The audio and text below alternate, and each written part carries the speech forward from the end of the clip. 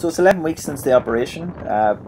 Played some football, soccer, whatever you want to call it, during the week there. It was quite sore, muscle soreness for the next 2 days. By Friday it was back to normal, completely back to normal. And so this weekend decided that I'd try out the sand dunes for a little bit more of a test. Running's going absolutely perfect. So getting no ill effect, no after effect from that at all. So want to get a little bit more resistance for the muscles. So decided to do some drills on the dunes. Now I wasn't expecting the local wildlife to be doing some sprint testing as well. It seems to be a bit of a team out there. When you're going into any training drills, sprints and shuttles and things like that, you can't go straight into it. You have to do some degree of a warm-up first. I just tend to go for a couple of miles run first of all. Similarly with the likes of interval running or fartlek running, you can do a gentle jog and then increase the intensity for a period of time, whether it's 1 minute, 2 minutes, 3 minutes, and then kind of rest period as well. With that, instead of just doing continuous running, I wanted to stick in some drills. So at this point we're going actually from the relative flat up into the dunes themselves. They're undulating up and down. They're quite extensive dunes actually, so very, very good. And the paths are quite narrow, so you have to have quick feet when you're on it.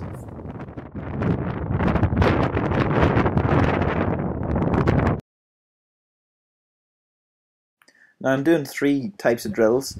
I'm going to be doing a drill that has differing heights, undulations, so that you're going up for part of it, you're going down for part of it, back up again, and you basically come around in a bit of a loop. The heart rate goes up to 75% of maximum when doing this.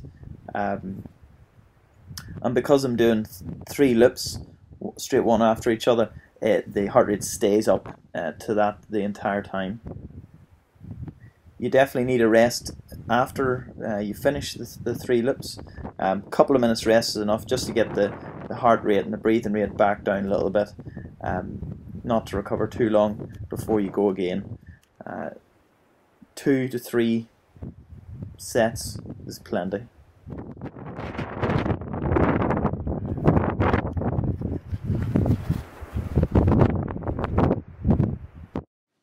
Recovery runs should be, could even be 50% of normal pace.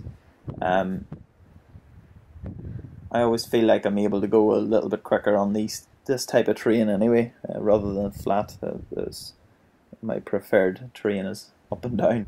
Give yourself enough time that the heart rate comes back down to about 50% of maximum to be ready to start into the next training drill. Now the next training drill will be shuttles. You've seen shuttles earlier with when I was out on the pitch. These are much more difficult shuttles because you've got the resistance of the sand to contend with, the unevenness of the surface as well, and also, as you'll see now in a minute, the incline.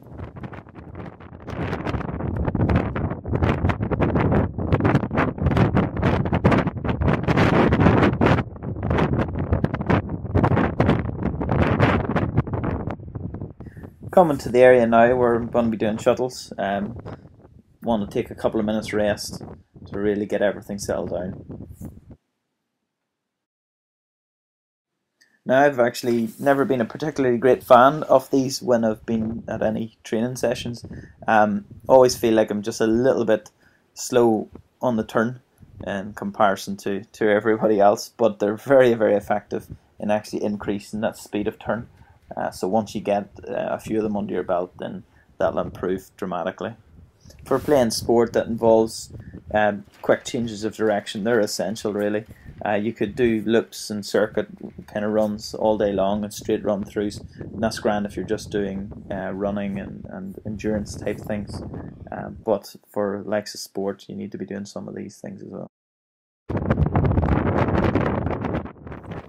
These last ones really work the glutes and the hamstrings, because you have to power your way up the hill, straight sprint to the top, and then you can have your rest. May not look like any sort of pace that you'd be impressed with, but this is very tough. It's a more or less straight scramble to the top, hands as well as feet being used. After all that, just have to do a couple of mile warm down. Still a bit of fitness to go by the looks of things, because those birds are still going.